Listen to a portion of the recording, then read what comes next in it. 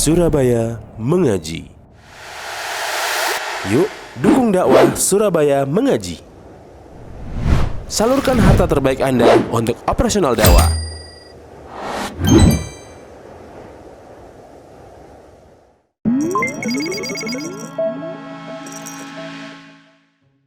Bismillahirrahmanirrahim. Assalamualaikum warahmatullahi wabarakatuh. Alhamdulillahi rabbil alamin, wassalatu wassalamu ala asyrafil anbiya'i wal mursalin nabiyina Muhammadin wa ala alihi wa sahbihi ajma'in, amma ba'd. Nah, ikhwani fillah rahimani wa rahimakumullah. Alhamdulillah, pada siang hari ini kita kembali dipertemukan oleh Allah untuk melanjutkan pembahasan kitab Al-Arba'in An-Nawawiyah. Kali ini kita masuk pada hadis ke-19.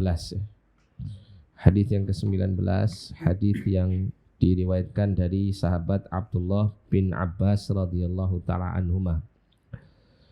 Beliau mengatakan, kuntu khalfa Rasulillah sallallahu alaihi wasallam yauman.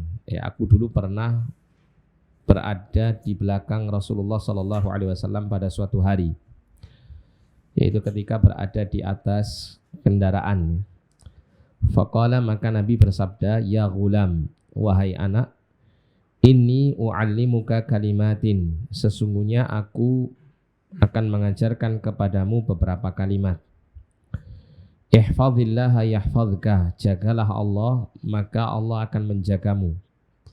Ihfazillaha tajidhu tujahak, jagalah Allah, niscaya kau akan mendapatinya di hadapanmu.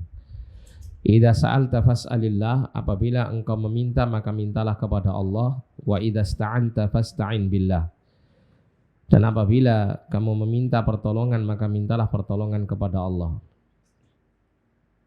Wa'lam annal ummata law ijtama'at 'ala an yanfa'uka bi syai'in. Wa'lam, dan ketahuilah, annal ummata, bahwasanya umat atau satu kelompok manusia, law ijtama'at, seandainya mereka berkumpul, 'ala an yanfa'uka, untuk memberikan kemanfaatan kepadamu, bi syai'in, dengan sesuatu, lam yanfa'uka illa bi syai'in qad katabahu Allahu laka. Lam yanfa'uka, tidaklah mereka akan bisa memberikan manfaat kepadamu, illa, kecuali bi syai'in, dengan sesuatu, qad katabahu Allahu laka, yang sungguh Allah Ta'ala telah tetapkan hal itu untukmu.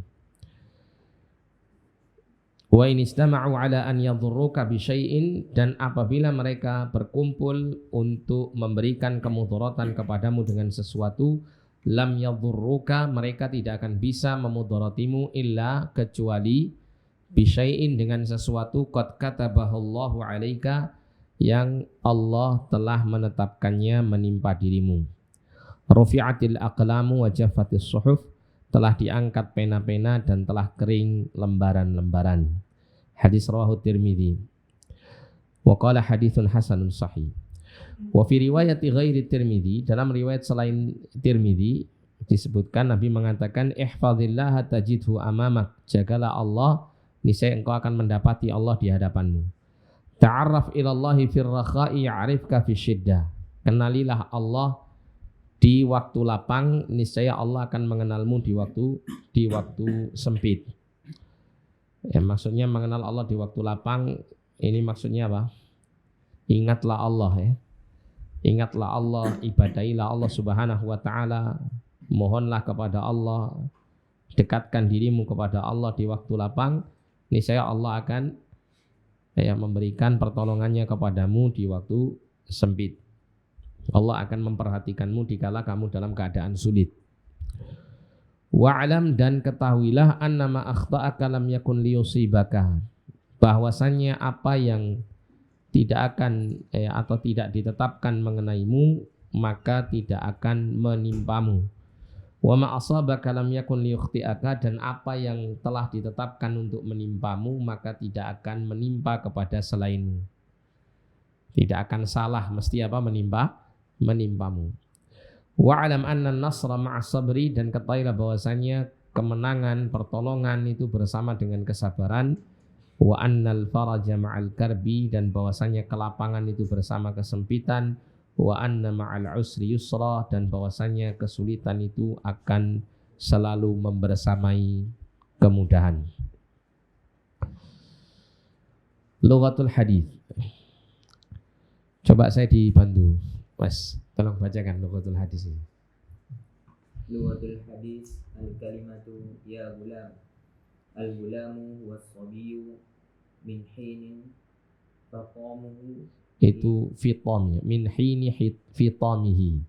min hini fitamihi ila an yakuna umuruhu tis'a sinina wa qila ghairu dhalik. Ihfadillah bi an taltazima taqwahu tuti'u awamirahu wa taqifu inda hududihi wa tajtanibu nawahihi. Yahfadka fi nafsika yasumuka amma yadurruka. Tujahaka amamaka ya'ni tajidullaha amamaka fin nasri wat ta'yidi. Ista'anta talabtal i'ana. Rufi'atil aqlam ay tarakat al-kitaba biha fala taqdir yuktab. Jaffatis suhuf al-muradu biha as-suhuful lati yuktabu bihal maqadir ay annaha ba'da rufi'al aqlam. Jaffatis suhuf yakni anna kulla syai'in fiha la ya'bil. Iya. Selanjutnya. Fawaidul mustanbaqatun minal hadis at-tasi' asyar. Al-awwal mulaqafatun nabi sallallahu alaihi wasallam lil gilmani wa nasahahum Wa nushuhum wa tawjihi itu haknya itu satu sebenarnya. lahum wa wasiyatuhum. As-sani inna min hifdi hududillahi wal tizamiha nalul khairi kullihi wa a'dhamuha muayyatu. Inna min hifdzi hududillahi wal tazamaha nalal khairi kullihi wa a'dhamuha ma'iyatullahi ta'ala.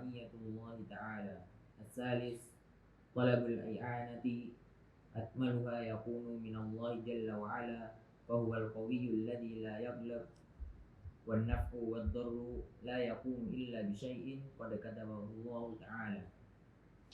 Ar-rabi' al-iman bil qada'i wal qadari ma asabaka lam yakun liyukhti'aka wa ma akhta'aka lam yakun liyusibaka. Walidhalika yakunu fihi tasliyatu lahu 'inda al-masa'ib. Al-khamis min alamatil mu'minin muta'allaq bi rabbih annahu syadidun as-sillatu billahi fir rafa'i wa min nata'iji dzalik sayyidun nasra fi syiddah. Sayyidun nusrah fi asyiddah. As-sadis fil hadisi bisyaratun anna an-nasra ma'as sabri anna al-faraja ma'al karbi anna al-yusra ma'al usri. Ya, terakhir. Qawaidun mustanbatun min al-hadis at-tasi' asyar. Al-awwal qaidatun fil hayati biqadarin hifdzil itu biqadri hifdzil abdi, ya. Biqadri hifdzil abdi li hududillahi ta'ala yanalu hifdzullahi wa ma'iyyatuhu. Yanalu hifdzallahi wa ma'iyyatahu. Yanalu hifdzallahi wa ma'iyyatahu. As-sani qaidatun fi talabis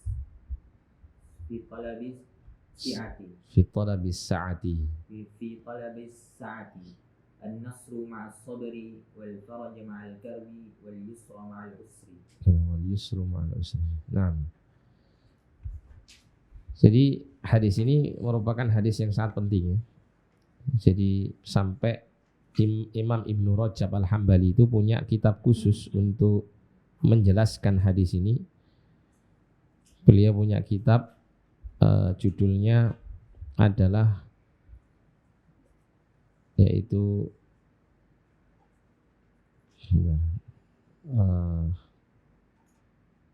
Nurul Iqtibas, Nurul Iqtibas fi Mishkati Wasiyatin Nabi sallallahu alaihi wasallam li Ibni Abbas. Ya, Nurul Iqtibas fi Mishkati Wasiyatin Nabi sallallahu alaihi wasallam li Ibni Abbas. Ini kitabnya Ibnu Rajab Al-Hambali.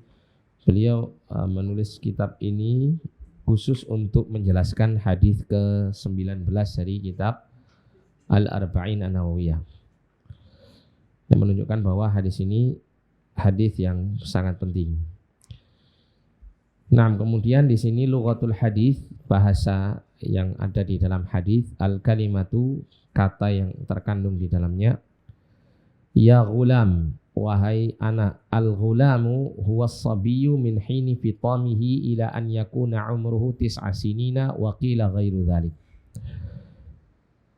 Ghulam itu adalah anak kecil mulai dari anak itu disapi sampai umurnya 9 tahun. Ada juga yang mengatakan lebih daripada itu. Ya. Jadi anak usia mulai selesai menyusu dari ibunya atau disapi sampai usia 9 tahun. Jadi di sini Ibnu Abbas bisa jadi 9 tahun atau kurang darinya, gitu ya. Usianya beliau kala berboncengan bersama Nabi SAW dalam sebuah perjalanan. Dan ini juga menunjukkan bagaimana salah satu cara Nabi memberikan pengajaran kepada anak-anak. Dengan cara diantaranya Nabi memberikan nasihat itu dalam perjalanan. Kita tahu anak kecil itu kan suka diajak jalan-jalan ya. Nah, dikala dalam perjalanan itu Nabi menyampaikan beberapa kalimat yang kemudian dihafal oleh Ibnu Abbas. Diberikan nasihat ya oleh Nabi SAW kepada Ibnu Abbas dengan beberapa kalimat yang disebutkan dalam hadis ini. Jadi kalau kita mau nasihati anak itu salah satu caranya diajak jalan-jalan dulu ya. Ajak jalan-jalan sambil dikasih tahu ya. Banyak kan kadang seneng anak-anak itu ya, kadang di jalan suruh murojaah, ayo baca ya surat apa begitu di jalan, semangat anak ya. Kemudian ihfazillah, jagalah Allah bi antal tazima taqwahu, dengan engkau senantiasa bertakwa kepadanya. Ini Masya Allah ini ya, Nabi menyampaikan sebuah kalimat yang ringkas, yang kala itu Abdullah bin Abbas yang masih kecil ini bisa memahami apa yang disampaikan Nabi. Nabi mengatakan ihfazillah, jagalah Allah. Ibnu Abbas yang sekecil itu usianya tahu maksud menjaga Allah itu apa ya.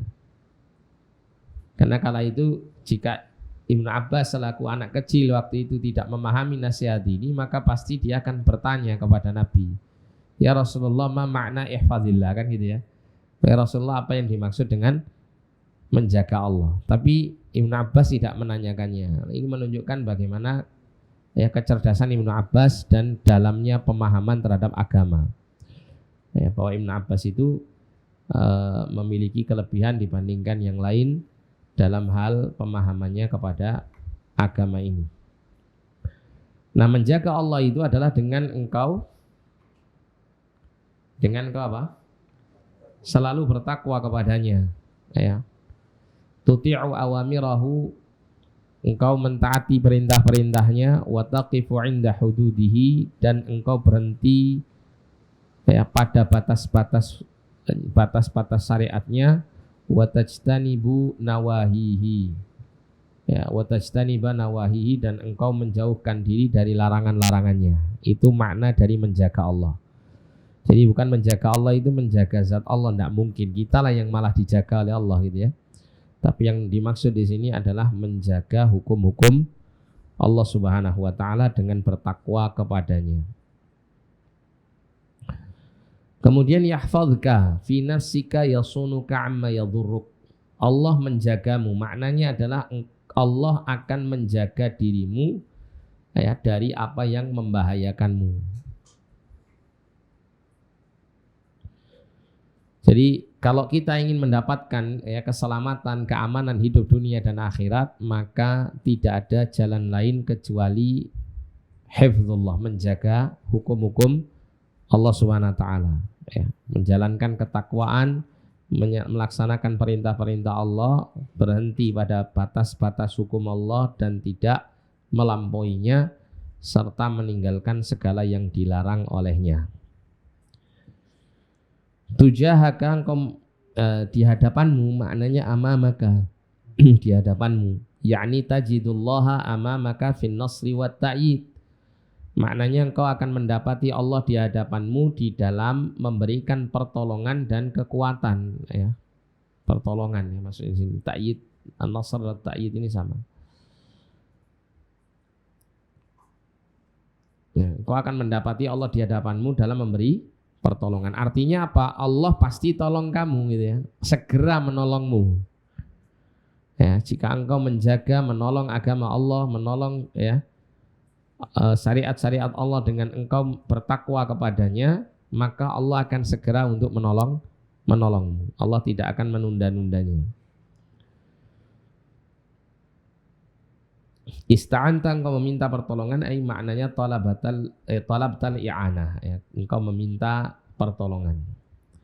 Rufi'atil aqlam, ya, pena-pena telah diangkat, turikatil kitabatu, ya, atau tarokatil kitabata, saya, yaitu maksudnya adalah pena-pena itu telah meninggalkan catatan, tulisan. Ya, fala takdir yuktab, maka tidak ada takdir lagi yang dicatat. Jadi segala sesuatu yang terjadi ini semuanya telah dicatat dan tidak ada perubahan pada catatan Allah. Perubahan pada catatan Allah, bukan catatan malaikat ya. Perubahan, tidak ada perubahan pada catatan Allah, maknanya tidak ada perubahan di dalam Al-Lauhul Mahfudz, tidak ada revisi. Ya.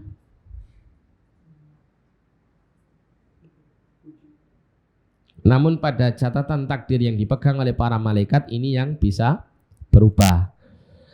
Nah, di sini menunjukkan bahwa para malaikat itu hakikatnya tidak mengetahui apa yang akan terjadi. Ya. Kenapa? Karena bisa saja apa yang dicatat oleh mereka itu bisa berubah sesuai dengan kehendak Allah. Namun semua perubahan-perubahan itu hakikatnya telah dicatat pula di dalam Al-Lauhul Mahfudz, sehingga tidak ada sedikit pun yang luput dari catatan yang ada pada Al-Lauhul Mahfudz ini. Jaffatis suhuf, telah kering lembaran-lembaran, al-muradu biha as-suhuf allati yuktabu biha al-maqadir, ay annaha ba'da raf'il aqlami wa jaffatis suhuf, yakni anna kulla syai'in fiha la ya'dil. Yang dimaksud dengan keringnya lembaran-lembaran di sini adalah ya, lembaran-lembaran yang ditulis padanya al-maqadir, segala takdir makhluk.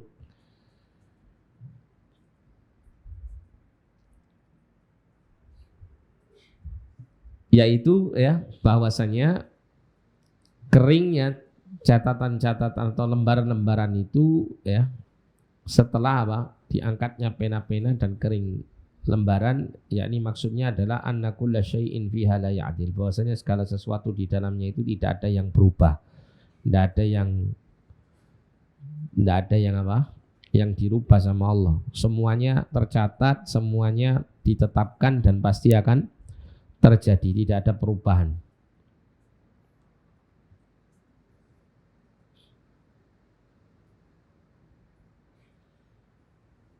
Di sini juga menunjukkan kesempurnaan ilmu Allah Subhanahu wa taala. Ya, kalau Allah menetapkan dengan ilmunya tentang segala apa yang terjadi nantinya, itu tidak akan ada perubahan. Karena ilmu Allah itu apa? Sempurna. Ya. Beda dengan manusia, ketika manusia itu membuat planning, membuat perencanaan untuk dilakukan di masa yang akan datang, itu terkadang membutuhkan yang pertama masukan dari orang lain. Ya. Kemudian yang kedua adalah terkadang akan muncul revisi-revisi, ya, perubahan-perubahan. Ya. Kalau dalam hukum itu apa namanya? Adanya apa? Iya, perubahan pada hukum itu apa namanya? Amandemen ya? Apa namanya? Gak tahu, saya juga nggak tahu. Apa? Ada istilah khusus nggak di situ? Nggak ada. Oh iya, Mas Pangan biasanya tahu ya. Iya. Kalau di negara kita itu kalau ada hukum yang setelah ditetapkan terus ditinjau ulang, kemudian ada perubahan-perubahan, revisi-revisi, namanya apa? Amandemen. Nah, seperti itu ya. Jadi kalau dalam apa yang sudah ditetapkan oleh Allah tidak ada perubahan ya. Karena apa? Kesempurnaan ilmu Allah. Beda dengan apa yang disusun oleh manusia, mesti ada kekurangan di sana sini dan terus disempurnakan sehingga mesti ada revisi dan yang semacamnya.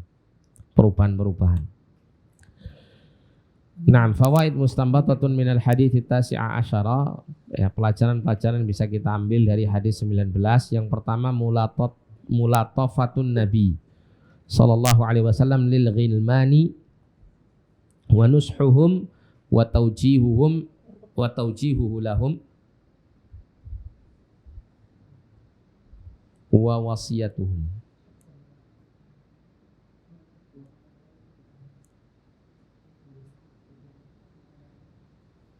Ini bisa wanushuhu lahum gitu ya, wanushuhu lahum wa taujihuhu lahum wa wasiyatuhum, bisa, atau wanushuhum langsung gitu ya, wanushuhum. Ini haknya kelebihan. Mulatafatun Nabi lil ghilman. Mulatafah apa artinya mulatafah itu? Mulatafah itu kelemah lembutan Nabi ya, kepada anak-anak. Jadi hakikatnya ya, di dalam berinteraksi bersama anak-anak itu dikedepankan kasih sayang dan kelemah lembutan. Ya.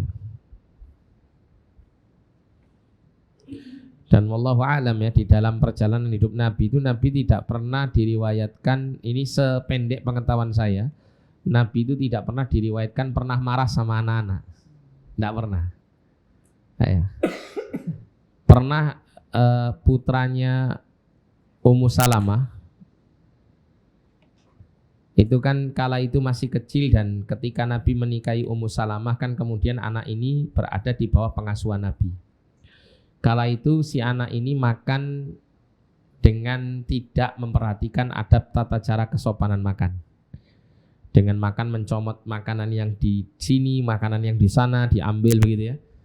Maka Nabi SAW tidak memarahinya. Nabi hanya mengatakan, ya ghulam sammillah wa kul biyaminik wa kul mimma yalik. Wahai anak, makanlah dengan menyebut nama Allah. Makanlah ya dengan tangan kananmu, dan makanlah dari makanan yang terdekat dengan kamu terlebih dahulu. Nah, ini Nabi menyampaikan nasihat kepada si anak tanpa marah-marah, tanpa teriak-teriak gitu ya. Beda dengan kita ya. Kita yang mungkin sudah berkeluarga, punya anak itu ya, bisa diketahui ya berapa lama kadar kesabarannya bersama anak gitu ya. Mungkin ya 1-2 kesalahan anak kita bisa sabar ya, tapi nanti kesalahan ketiga, keempat dan seterusnya wah marah-marah. Ya. Tapi Nabi Masya Allah ya. Bahkan ada sebuah ungkapan, ini sebuah ungkapan ya. Kalau ada orang tua itu marah ke anak ya, marah ke anak ya, itu hakikatnya yang salah bukan anaknya, orang tuanya yang salah. Kenapa? Karena anak ini tidak mukallaf, dia tidak apa? Belum dibebani ketentuan syariat, ya rahmukallah. Ya. Kalau tidak dibebani kewajiban syariat, maka ya tidak perlu marah-marah, apalagi mukul dan semacamnya gitu ya. Itu malah dosa orang tuanya, katanya begitu. Ada ungkapan yang mengatakan seperti itu. Ya. Jadi intinya ya, berinteraksi bersama anak-anak itu mengedepankan mulatafah ya. Adanya kelemah lembutan kepada anak-anak tersebut. Ya, karena mereka adalah anak-anak yang belum mengetahui ya, pengetahuan mereka terhadap agama terbatas, akal mereka untuk memahami perkara yang baik dan buruk juga terbatas, ya. Sehingga mereka belum mukallaf, ya, belum mendapatkan taklif, pembebanan syariat. Ya kalau sudah balik, nah ini lain cerita, ini bukan ghulam lagi namanya, ya. Syab, ya, pemuda. Wa nushuhum, dan menasehati mereka, wa taujihuhu lahum, dan memberikan arahan kepada mereka dan mewasiati mereka. Ya, jadi bersikap lemah lembut itu bukan kemudian membiarkan anak itu tanpa pendidikan, ya, tanpa arahan, bukan. Tapi lemah lembutan itu dari sisi interaksi, sedangkan apa? Arahan, pendidikan, nasihat itu tetap disampaikan kepada si anak dengan cara yang lemah lembut.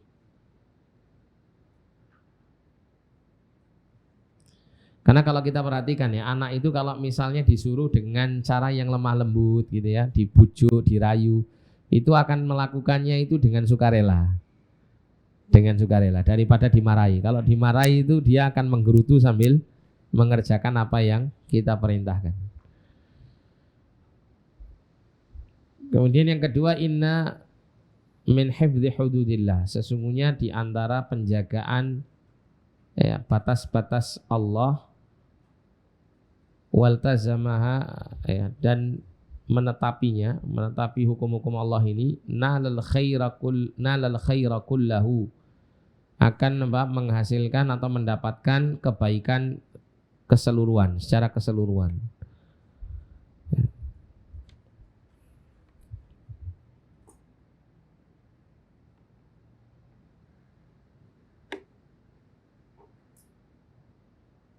Wa a'zamuha ma'iyatullahi ta'ala, dan kebaikan yang paling besar itu adalah kebersamaan Allah Ta'ala kepada sang hamba tersebut. Jadi manakala seseorang menjaga hukum-hukum Allah, apa yang menjadi perintah dilaksanakan, menjadi larangan itu dijauhi, kemudian dia tidak melampaui syariat agama Allah Ta'ala ini, tidak keluar darinya di dalam beribadah kepada Allah, mendekatkan diri kepada Allah, maka dia pasti mendapatkan kebaikan yang banyak, ya, kebaikan secara keseluruhan. Karena hakikatnya ketika Allah memerintahkan sesuatu itu mesti baik, ketika Allah melarang sesuatu, larangan itu mesti buruk, sehingga mesti baik orang yang meninggalkannya. Oleh karena itu Abdullah bin Mas'ud radhiyallahu taala anhu pernah mengatakan kepada orang-orang, ya, idza sami'ta qaulallahi ta'ala ya ayyuhalladzina amanu fa'ar'a sam'aka, apabila engkau mendengar firman Allah yang dibuka dengan kalimat wahai orang-orang yang beriman, maka, ya, dengarkan dengan seksama. Fa inna ba'da dzalika khairun yu'maru bihi aw syarrun yunha anhu. Karena setelah itu Allah akan menyebutkan kebaikan yang diperintah atau keburukan yang dilarang. Ya, jadi segala apa yang menjadi perintah Allah itu kalau dikerjakan pasti ada kebaikannya, sedangkan larangan Allah yang dilarang Allah, ya, oleh kita, ya, atau kepada kita, itu apa? Jika kita meninggalkannya akan terbebas dari keburukan dan mendapat kebaikan. Nah, di sini dikatakan di antara kebaikan yang paling agung, yang paling besar adalah akan mendapatkan kebersamaan Allah Ta'ala. Ya, kebersamaan Allah, ma'iyatullah itu ada dua. Kebersamaan yang bersifat umum dan kebersamaan yang bersifat khusus. Ya, kebersamaan yang bersifat umum dan bersifat khusus. Kalau bersifat umum, Allah itu mengawasi, membersamai seluruh makhluknya. Tidak, ya, terkhusus kepada sebagian makhluk saja. Ya, Allah membersamai dan mengetahui dengan ilmunya itu seluruh makhluk. Tidak keluar dari pengetahuan Allah Subhanahu wa taala sedikit pun.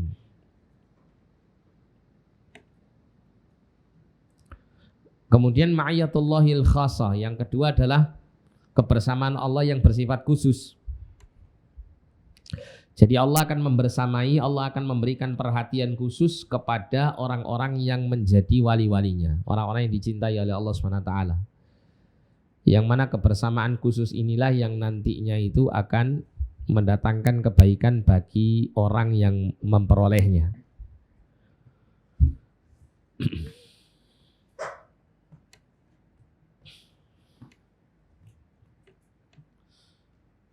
Jadi kalau seseorang itu menjaga agama Allah Ta'ala, menjalankan perintah, menjauhi larangan, ini akan meraih pengawasan dan perhatian Allah secara khusus.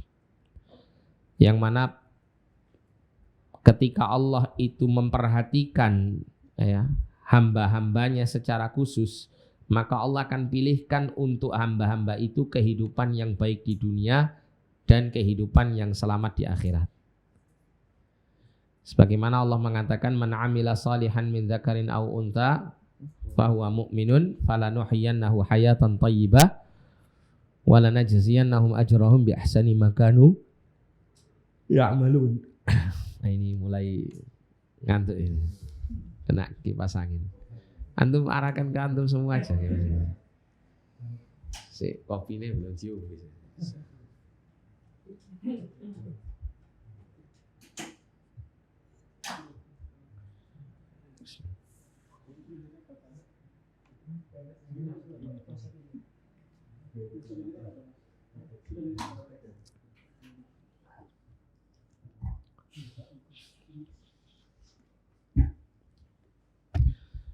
Nah, kebersamaan inilah yang Allah Ta'ala akan berikan kepada orang-orang yang Allah cintai. Ya. Di situ Allah akan memilihkan kehidupan yang terbaik. Jadi ukuran hidup yang baik itu di dunia ini ya. Kalau di akhirat jelas orang itu bisa dikatakan dia hidup baik di akhirat ketika dia masuk ke dalam surga dan selamat dari siksa neraka. Tapi kalau ukuran hidup baik di dunia itu adalah kehidupan yang menenteramkan jiwa. Kehidupan yang mendatangkan ketenangan, kebahagiaan, kesejukan hati. Itu adalah kehidupan yang baik. Oleh karena itu Allah Subhanahu wa taala memberikan pilihan kepada Nabi itu kehidupan yang terbaik. Dan Nabi juga diberi taufik oleh Allah untuk memilih kehidupan yang terbaik. Dan kalau kita perhatikan hidupnya Nabi, kita mendapati dari sisi hal-hal yang bersifat duniawi Nabi SAW sangat sederhana sekali kan gitu ya. Sangat sederhana sekali kondisinya. Nabi memiliki rumah yang tidak terlalu besar ya. Bahkan sampai dipegang atapnya itu bisa terpegang karena apa? Karena pendeknya atap rumah Nabi SAW. Dan ukuran rumahnya juga tidak terlalu luas ya. Tapi kehidupan yang seperti ini justru mendatangkan kebahagiaan ya. Jadi intinya kebahagiaan itu tidak ditentukan dengan berapa banyak harta benda yang Anda miliki ya. Kalau memang harta benda yang Anda miliki semakin banyak membuat Anda semakin bahagia ya, maka kita lihat betapa banyak orang-orang yang menempati rumah sakit jiwa itu orang-orang miskin ya, padahal banyak juga di kalangan mereka orang-orang kaya yang berada di tempat seperti ini. Apalagi orang-orang kaya yang modalnya habis untuk kampanye terus nggak jadi ya. Kan sampai disediakan khusus itu ya tempat untuk healingnya mereka. Ya kan? Nah, jadi yang menentukan kebahagiaan seseorang itu bukan kepemilikan dunia ini, tapi apa? Kebahagiaan di dalam hati. Dan Allah memilihkan kehidupan orang-orang yang beriman, bertakwa, yang Allah Ta'ala cintai itu kehidupan yang baik di dunia. Kehidupan yang benar-benar membahagiakan. Ya. Ada di antara mereka itu bahagia dengan menuntut ilmu, ada yang bahagia dengan banyak beribadah, ya. Ada yang merasa bahagia dengan sedikitnya harta yang dimiliki. Jadi kebahagiaan yang dirasakan oleh wali-wali Allah ini ya, la khaufun alaihim wala hum yahzanun. Kata Ibnu Hazm itu mengatakan, Ibnu Hazm ini ya, antum kalau tahu Ibnu Hazm ini, dia itu telah merasakan pahit dan manisnya dunia. Ya. dia pernah dalam keadaan susah, dia juga pernah dalam keadaan bergelimang kemewahan fasilitas hidup dunia. Ya, karena dia ini keluarga, termasuk dari keluarga pejabat-pejabat tinggi ya di masa itu. Namun Ibnu Hazm kemudian menyimpulkan bahwa yang namanya kebahagiaan itu adalah dikala seseorang itu bisa menghilangkan rasa takutnya, ya. Aman dari apa yang ditakuti, aman dari apa yang membuat hatinya risau, aman dari hal-hal yang menyedihkan hatinya, gitu. Kalau orang itu terhindar dari keadaan seperti ini, dia pasti bahagia, dia pasti hidupnya nyaman, ya. Dia pasti hidupnya nyaman. Karena hilang dari hatinya perasaan risau, gelisah, galau dan hal-hal yang membuat hatinya itu tidak dalam keadaan tenang dan tentram. Makanya kemudian beliau menyampaikan dalilnya adalah firman Allah Ta'ala, ala inna awliya Allah la khawfun alaihim wa lahum yahzanun alladzina amanu wa kanu yattaqun.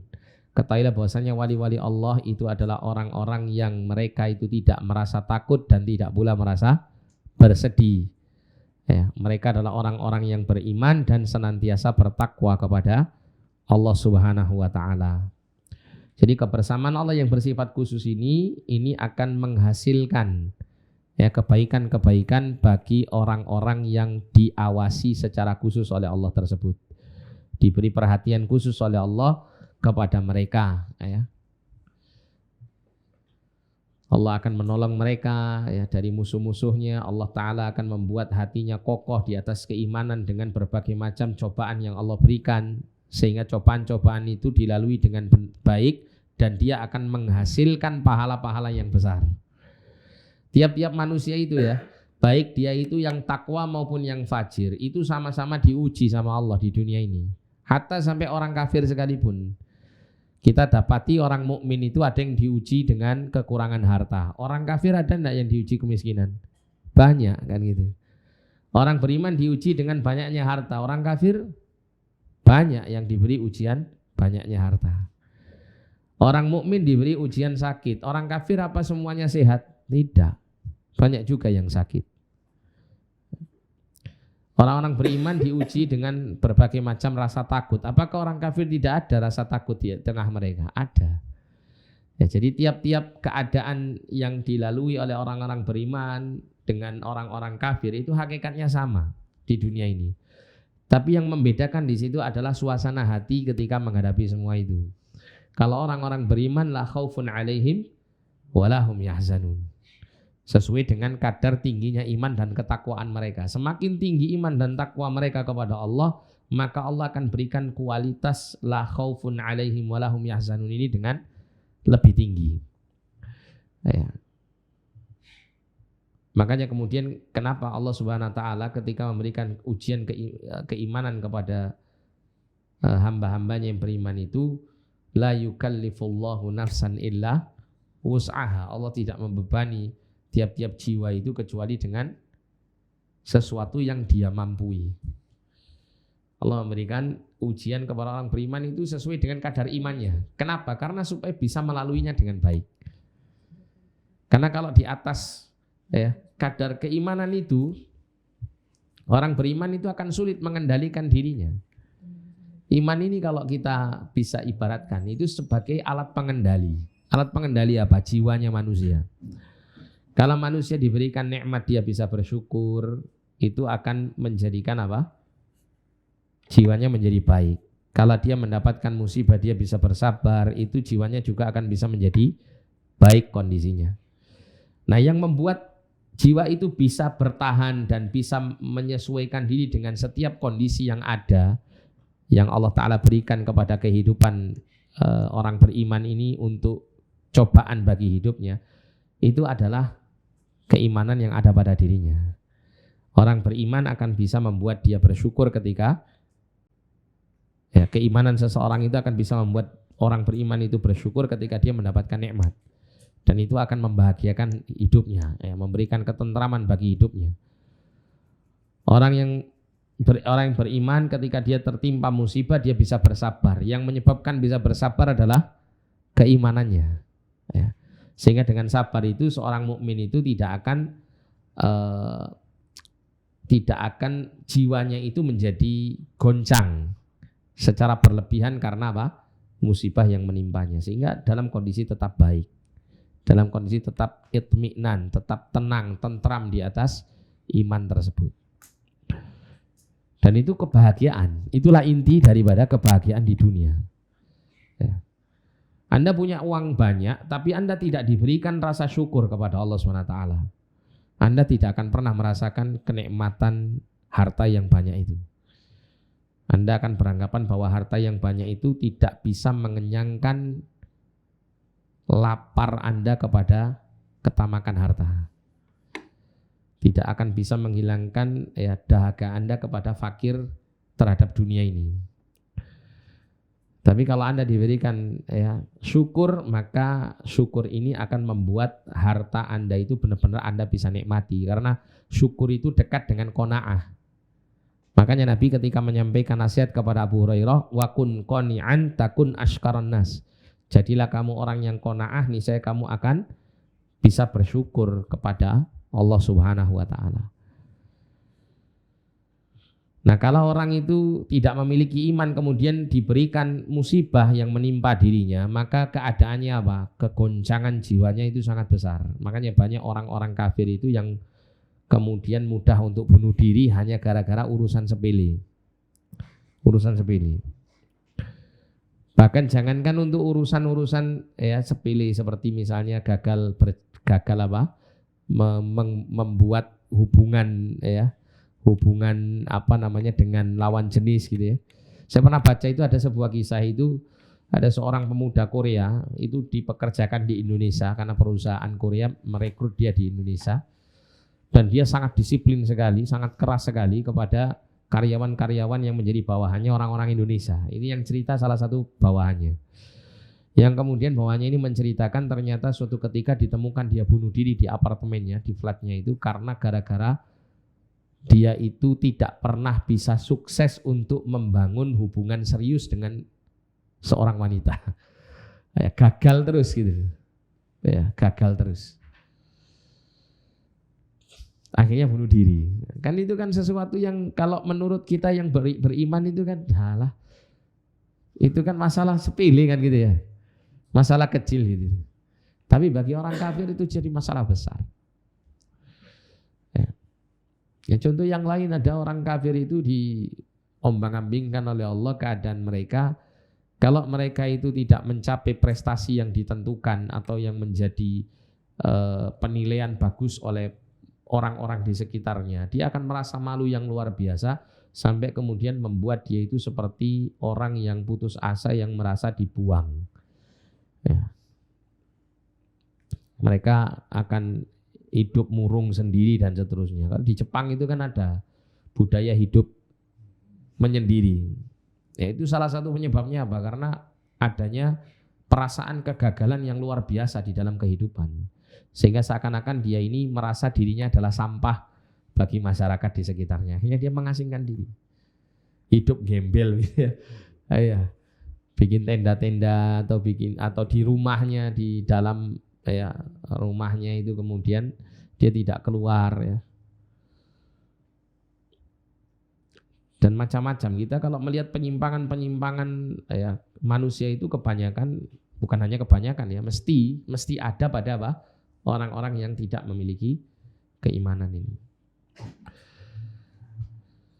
Nah, kemudian yang ketiga, talabul i'anati akmaluha yakunu minallahi jalla wa ala fa huwal qawiyyu alladzi la yaghlibu wan naf'u wad darru la yakunu illa bi syai'in qad katabahu Allah taala. Jadi yang ketiga adalah meminta pertolongan ya, meminta pertolongan yang paling sempurna adalah pertolongan yang datang dari Allah Jalla wa'ala.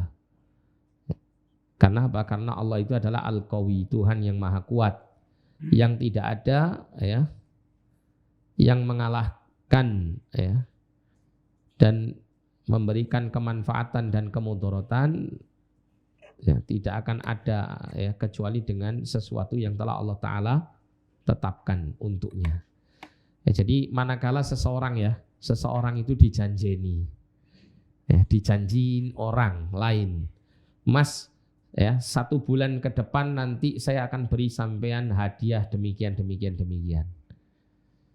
Maka Anda harus siap putus asa. Harus siap apa? Harus siap tidak mendapat apa yang dijanjikan. Tawakal kepada Allah kala itu.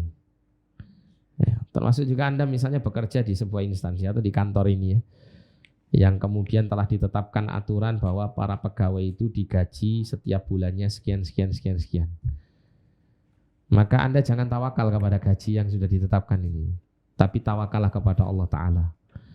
Ya, kenapa? Karena banyak orang itu yang kerja jadi pegawai itu seringnya begitu. Ya. Nah nanti kan kalau tanggal muda duit saya pasti cair. Nah ini kata pasti ini bahaya. Ya. Dan ini saya pernah merasakan gitu ya. Dulu ketika saya masih kerja di kantor gitu ya, sampai kantornya bangkrut, sampai saya di PHK itu ya nggak dikasih pesangon sampai sekarang gitu ya. Tapi ya saya kala itu ya ndak berharap apa-apa kecuali ya kita serahkan saja kepada Allah, tawakal ala Allah. Justru bertawakal kepada Allah ini justru Masya Allah, Allah kasih jalan yang luar biasa sekali. Wa may yatawakkal ala Allah fahuwa hasbuh, itu benar-benar saya buktikan kala itu. Ketika ya posisi saya sudah di PHK dan kala itu banyak tanggungan keluarga yang harus saya melalui saya, bukan saya menafkahi tapi melalui saya nafkah itu dilewatkan, maka tinggal saya tawakal saja, ya Allah saya sudah berhenti di sini, jalan rezekimu banyak gitu ya. Ya sudah saya tawakal sama Engkau, sudah mau bagaimana ini, ke arah mana perjalanan hidup saya ini. Malah Allah pilihkan jalan yang lebih baik. Ya, malah Allah pilihkan jalan yang lebih baik dan Allah mudahkan ya jalan rezekinya.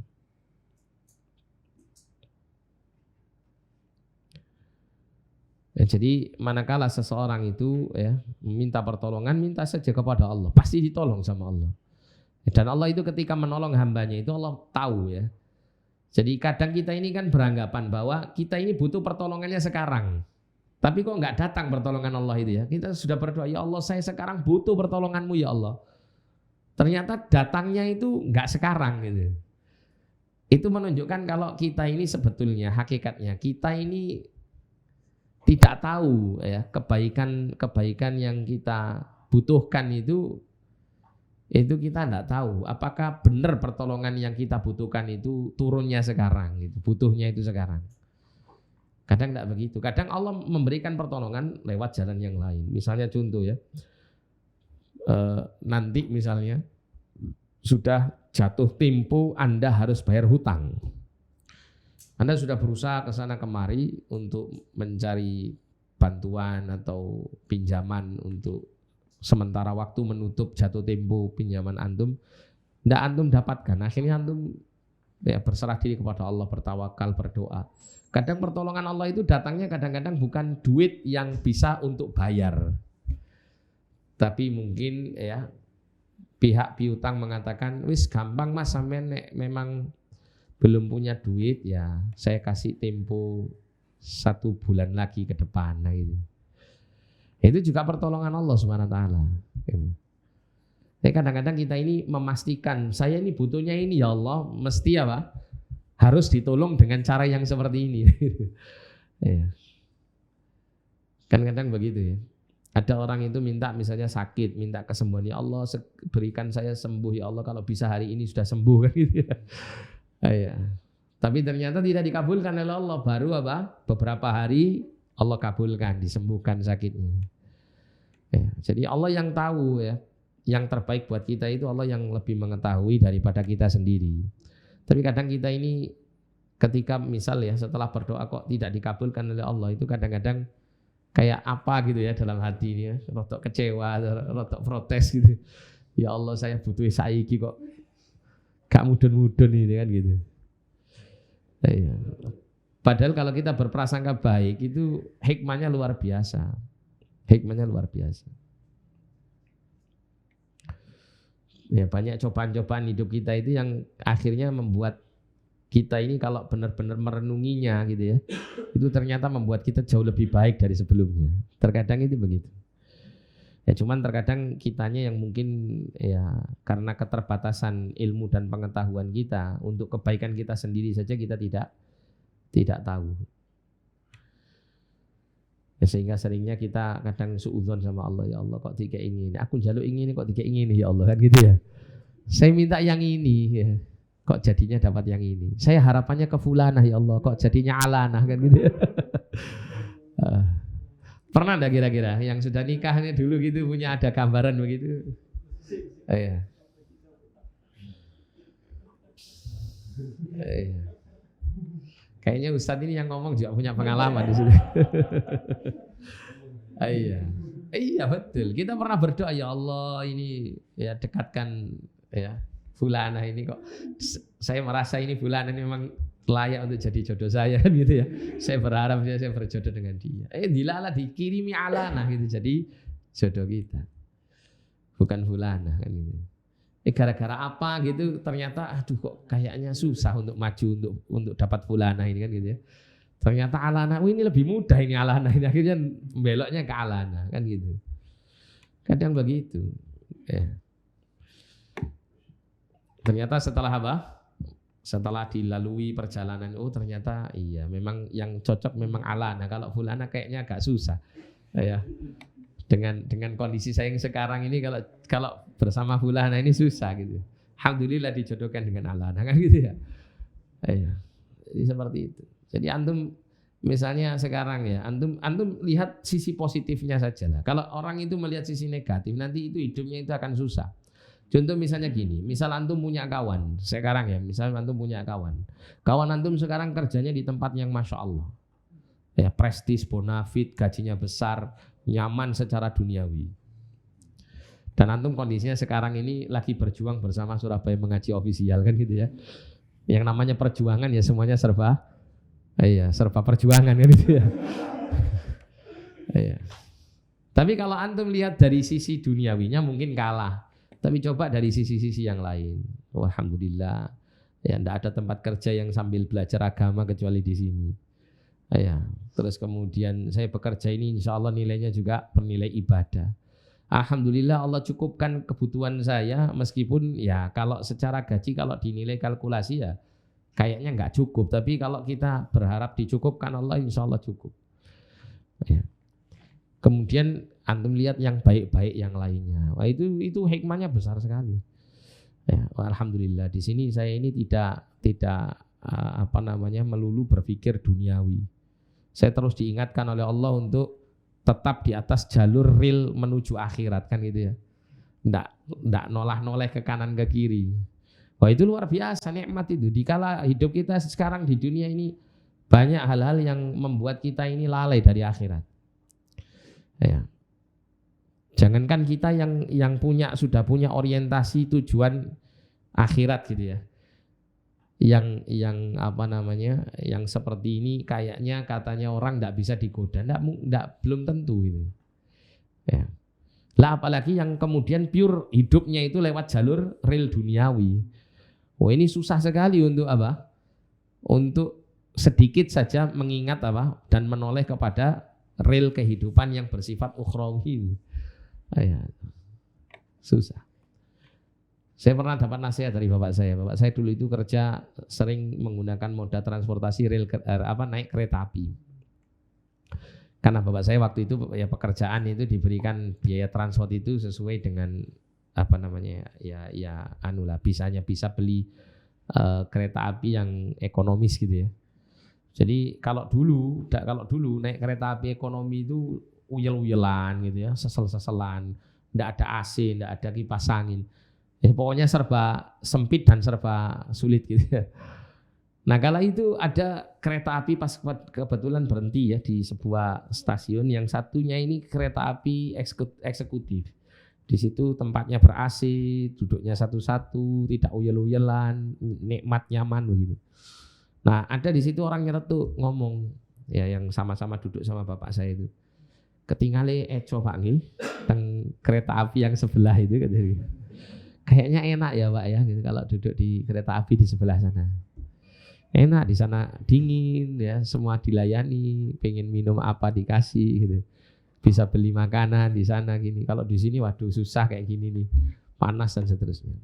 Katanya bapak saya itu gini, mungkin nggih, orang yang di sana itu lihat kita yang di sini itu enak, nyaman. Di sana mungkin mereka melamun dengan berbagai macam permasalahan hidupnya. Dia tidak bisa bersemerawung dengan orang itu, berkomunikasi ceria seperti kita di sini.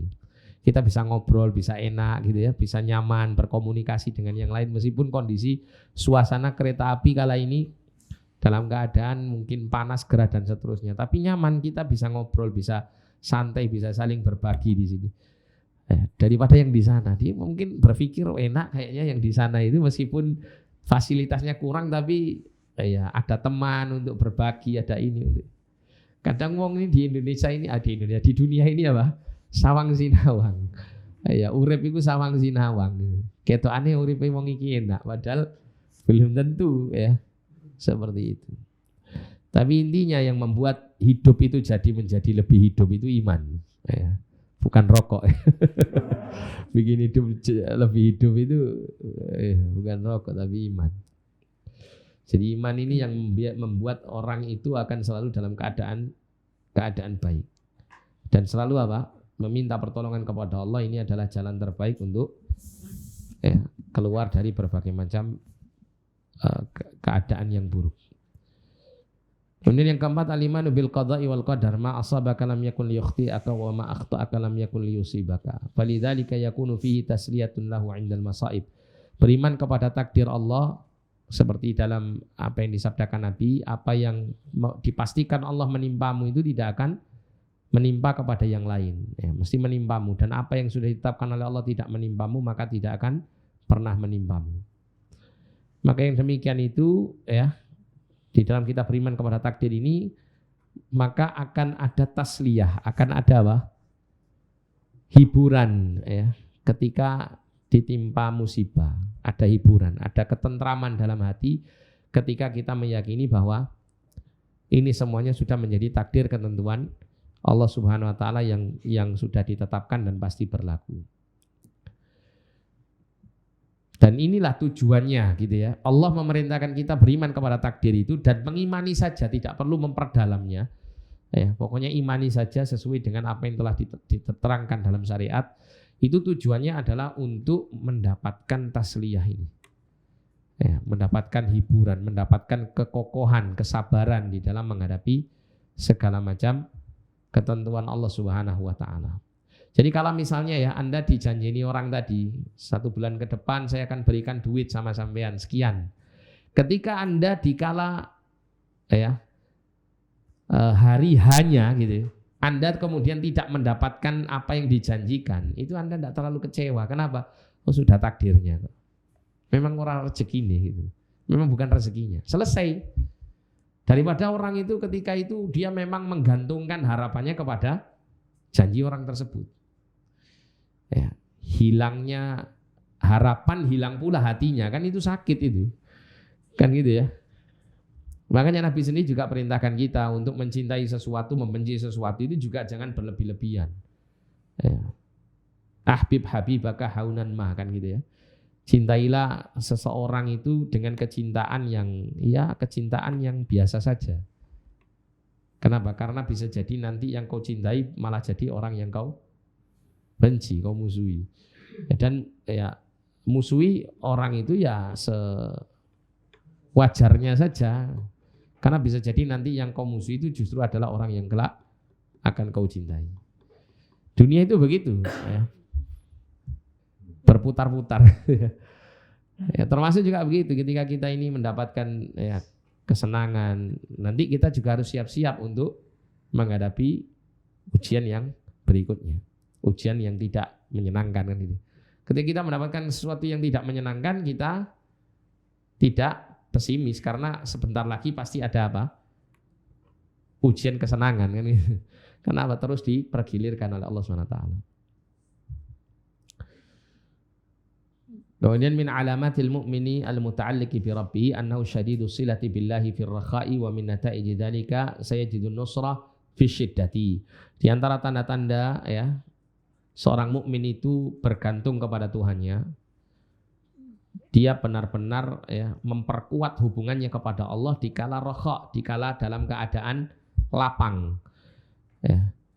Kalau di dalam keadaan kala tertimpa musibah, itu kemudian dia ini mendekatkan diri kepada Allah, itu biasa. Ya. Rata-rata orang ketika mendekatkan diri kepada Allah dalam kondisi susah, dalam kondisi ditimpa musibah. Tapi kalau dalam kondisi ar-rakha, dalam kondisi lapang, dia sangat bersemangat dalam mendekatkan diri kepada Allah, maka di antara hasil yang didapatkan itu adalah dia akan mendapatkan pertolongan Allah di kala kesulitan. Jadi kalau dia mendapatkan kesulitan itu tidak berlarut-larut dalam kesulitan itu, dia mendapat jalan keluar. Dia dikasih kemudahan. Ya, kemudahan dalam menghadapi kesulitan itu paling tidak dua. Yang pertama adalah ketika dia menghadapi kesulitan itu, Allah jadikan hatinya kokoh sehingga dia memandang kesulitan itu sebuah hal yang ringan. Tidak terpengaruh jiwanya dengan kesulitan tersebut sehingga terlalu takut, terlalu sedih, terlalu berduka, terlalu galau, terlalu gelisah karena sebab itu.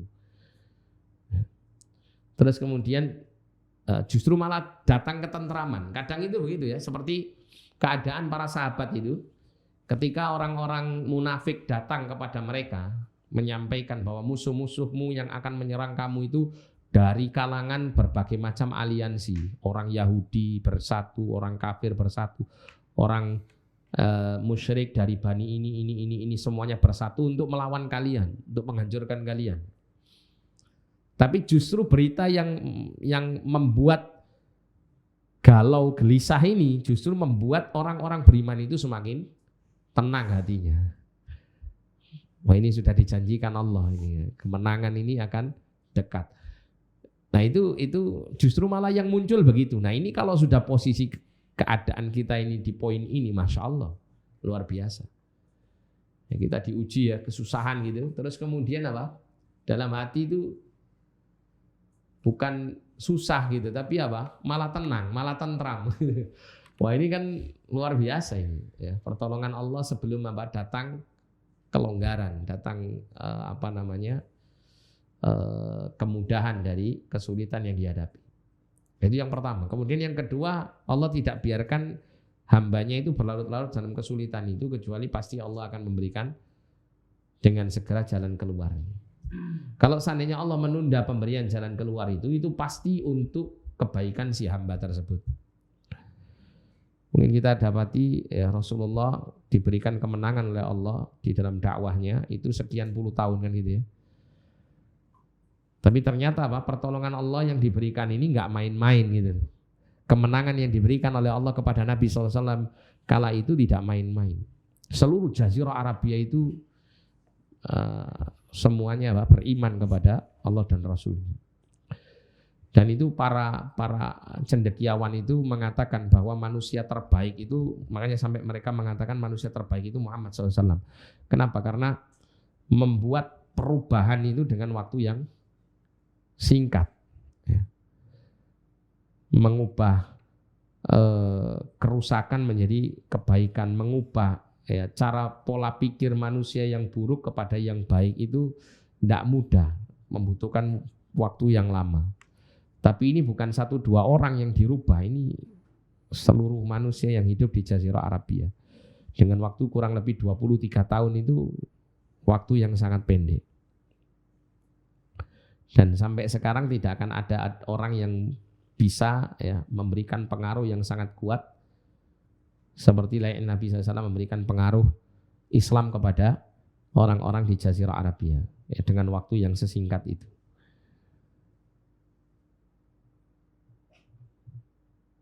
Nah di sini poin kelima ini, seorang mukmin yang benar-benar bergantung kepada Tuhannya, maka dia akan memperbagus hubungannya dengan Allah dikala dalam keadaan lapang, sehingga dikala dalam keadaan sulit, sempit, Allah Ta'ala tidak membiarkan dia di dalam kesusahan dalam menghadapi ujian kesulitan hidup.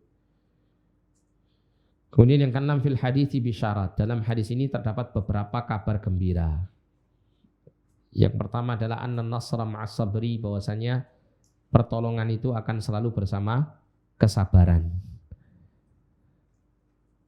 Saya kapan hari mendengar nasihatnya Syekh Aiman Suwaid itu ya, salah seorang ahli Quran itu. Beliau memberikan nasihat kalau kamu itu menyibukkan diri dengan Al-Quran, maka Allah pasti akan memberikan kamu rezeki. Ya, tapi sabar kan. Sabar, pasti datang rezeki Allah SWT itu pasti datang. Tapi hendaklah kamu bersabar di dalamnya. Karena terkadang di awal-awal ya, perjalanan dalam mempelajari Al-Quran itu kamu akan mendapati kesulitan-kesulitan. Tapi kalau kamu sabar, maka dunia itu mau tidak mau, kata beliau, itu pasti akan datang kepadamu. Ya, akan tetapi bersabarlah di awal-awal. Ya. Nah, sehingga pertolongan Allah itu mesti apa? Bersama kesabaran. Seperti halnya apa? Orang-orang yang mengejar dunia kan juga begitu. Tetap Allah perintahkan atau Allah jadikan manusia itu untuk melalui fase sabar dulu sampai dia mendapat kesuksesan duniawinya. Ya, ada orang yang bekerja untuk mengejar duniawi itu kan mulai dari nol misalnya gitu ya, usahanya benar-benar nol betul, itu kan dia akan melalui fase-fase yang sangat berat. Ya, mulai kerja ini gagal, kerja itu nggak cocok, usaha ini bangkrut, usaha itu ditipu orang dan seterusnya kan gitu ya. Akan melewati fase yang penuh dengan banyak butuh sabarnya. Sampai nanti apa? Pertolongan Allah kemudian turun dan diberikan apa yang menjadi cita-citanya. Ya, dalam perkara duniawi seperti ini apalagi perkara akhirat ini. Annal faraja ma'al karbi, bahwasanya kesempitan atau kesulitan itu akan bersama kelapangan. Ya. Sesuatu yang membuat kita ini sempit, sulit itu nanti akan diberi kelapangan oleh Allah setelahnya. Mesti ada solusi, jalan keluarnya. Terutama bagi orang-orang beriman yang bertakwa kepada Allah. Wa annal yusra ma'al usri, dan bahwasanya kesulitan itu akan bersama dan bahwasanya kemudahan itu akan selalu bersama kesulitan. Jadi kalau Anda itu ya merasa sulit, merasa susah di suatu keadaan, maka yakinlah bahwa setelah itu Anda akan mendapat kemudahan dari sisi Allah Subhanahu wa taala. Nah, ini adalah beberapa kabar gembira yang diberikan Nabi SAW kepada orang-orang beriman agar berpegang teguh di dalam hal yang demikian ini. Kemudian qawaid mustanbatatun minal hadits tasi asyar. Ini kok belum azan ya? Oh, ini kurang 15 menit. 15.05. Ya. Jadi kaidah yang bisa diambil dari hadis 19 adalah qaidatun fil haya, kaidah yang berlaku dalam kehidupan. Biqadri hifdzil 'abdi li hududillahi ta'ala yanalu hifdzallahi wa ma'iyatahu. Ya. Jadi sesuai ya, dengan besarnya kadar seorang hamba dalam menjaga hukum-hukum Allah, batas-batas Allah, maka sebesar itulah dia akan mendapatkan penjagaan Allah dan kebersamaan Allah bersamanya. Jadi semakin seseorang itu bertakwa kepada Allah, maka akan semakin ya penjagaan Allah itu diberikan lebih besar kadarnya daripada di bawah orang yang ya yang ada di levelnya. Semakin bertakwa semakin terjaga.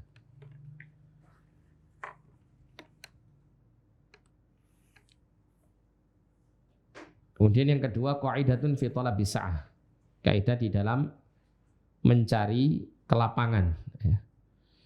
Yaitu an-nasru ma'as sabri. Pertolongan itu akan datang bersama kesabaran, wal faraju ma'al karbi, dan kelapangan itu akan bersama dengan kesempitan, wal yusru ma'al usri, dan kemudahan itu wal faraju ma'al karbi, dan kelapangan itu bersama dengan kesempitan, dan al yusru kemudahan itu akan bersama dengan kesulitan. Ini kalau kita tanamkan dalam jiwa kita ya, ketika kita diberikan ujian-ujian itu, insya Allah kita tidak akan putus harapan dengan apa? Pertolongan Allah Subhanahu wa ta'ala. Nah, sampai sini ada pertanyaan yang mau disampaikan.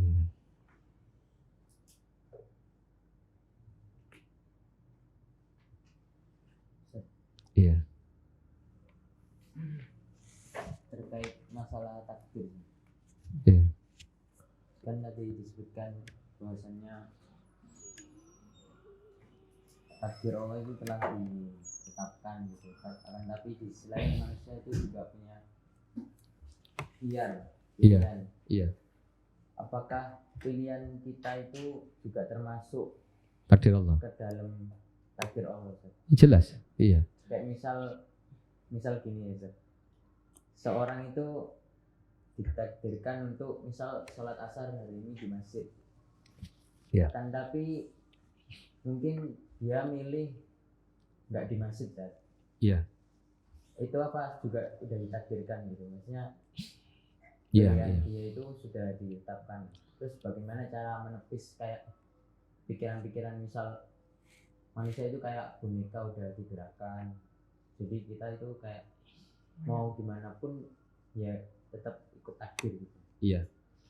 Jadi apa yang dikehendaki oleh manusia itu tetap di bawah kehendak Allah. Wa ma tasyauna illa ayyasha'allahu rabbul alamin. Dan tidaklah kalian berkehendak kecuali apa yang dikehendaki oleh Allah Rabbul Alamin.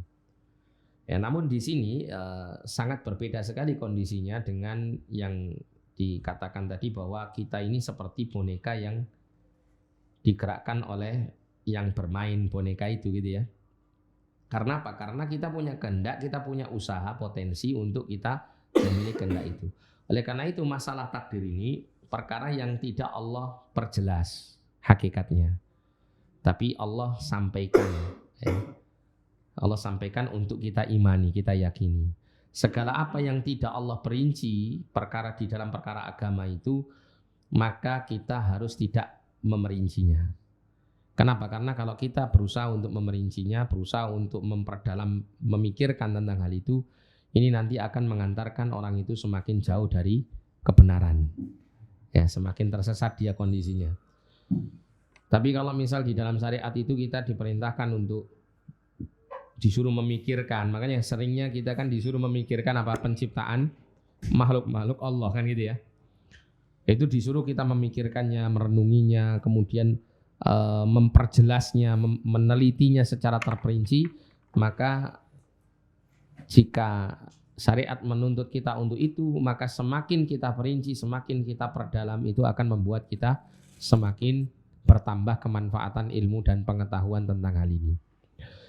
Nah, jadi untuk menepis hal yang seperti ini, ya kita nyatakan dalam diri kita bahwa ini pilihan saya. Meskipun ini sudah menjadi takdir Allah, tapi saya memiliki andil untuk memilih jalan ini. Dan kita juga tidak tahu pada akhirnya nanti kita ini ditakdirkan Allah itu termasuk orang yang bagaimana. Tapi yang ada pada diri kita saat ini adalah kita diberikan kemampuan untuk memilih dan menjalankan apa yang menjadi pilihan kita, itu saja. Jadi lebih fokusnya pada poin itu. Ya, kita yakin bahwa segala yang dikehendaki oleh kita itu adalah memang sudah menjadi takdir Allah. Tapi jangan fokus pada takdir Allah ini. Tapi fokuskan pada apa yang menjadi pilihan kita. Karena apa? Karena nanti untuk ke depan kita tidak tahu ya kita ini nanti akan milih yang apa, kan kita nggak ngerti.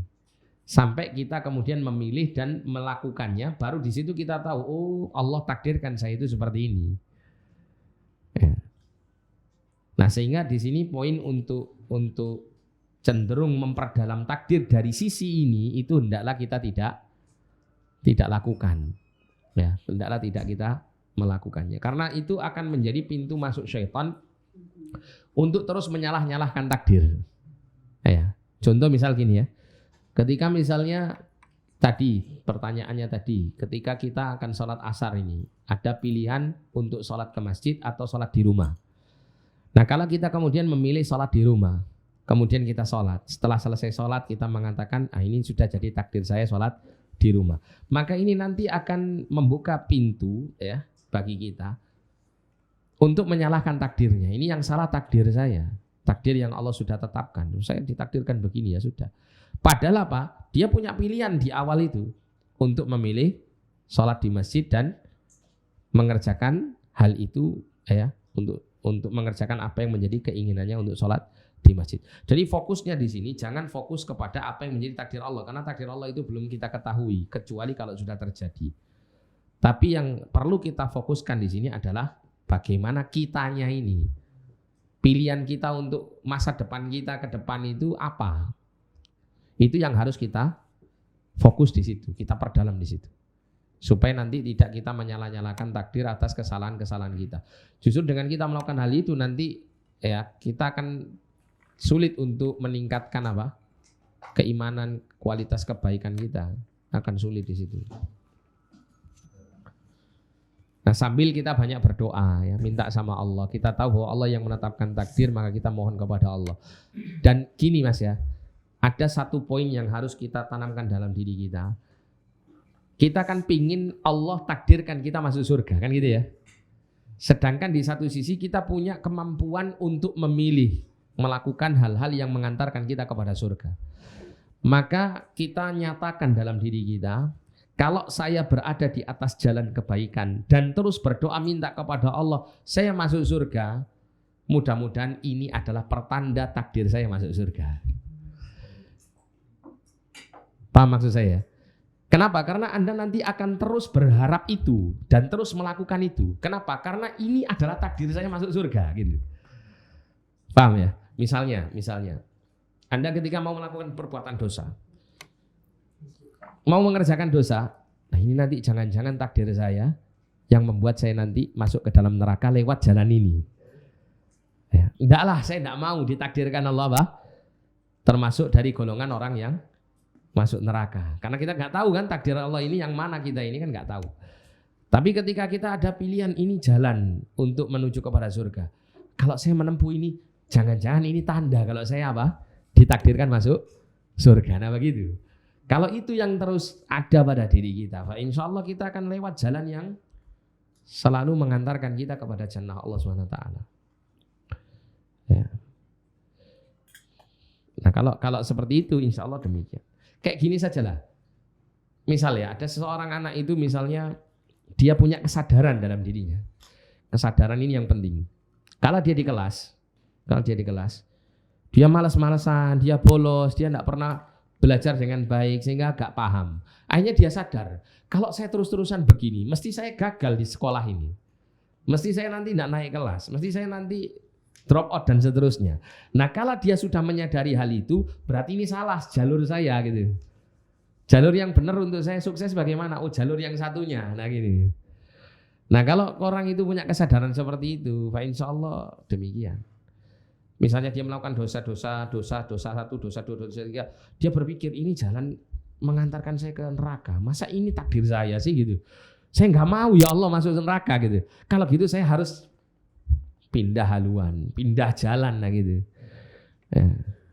Jalannya, oh ini jalan yang menuju surga ini. Ya, masuklah jalan itu. Nah setelah masuk jalan itu berdoa ya Allah takdirkan saya untuk terus di jalan kebaikan ini. Terus Allah kasih kemudahan. Nah di situ ya munculkan motivasi, ya Allah mudah-mudahan ya ini tanda kalau engkau inginkan saya nanti masuk surga, supaya kita akan terus terjaga di jalan itu. Karena masalah takdir itu tinggal masalah persepsi kita. Kita persepsikan kita ini salahkan takdir Allah, ataukah kita justru menjadikan takdir motivasi untuk kebaikan kita. Ya, tinggal kita bagaimana cara ya mengelola hati kita ini di dalam memandang takdir ini. Ya, makanya ada orang itu karena takdir itu pesimis, karena takdir optimis. Kan begitu ya? Nah, tinggal kita mau pilih, mau kita pesimis dengan sebab kita ya meyakini takdir dan ini tentu bukan hal yang dibenarkan dalam agama, atau kita optimis ya terdorong untuk berbuat kebaikan ya melalui apa? Motivasi takdir ini. Nah, naktafi lahuna subhanakallah wa bihamdik asyhadu an la ilaha illa anta astaghfiruka wa atubu ilaik. Sallallahu ala nabiyina Muhammadin wa ala alihi wa sahbihi wasallam. Alhamdulillahirabbil alamin. Wa lafu minkum. Wassalamualaikum warahmatullahi wabarakatuh.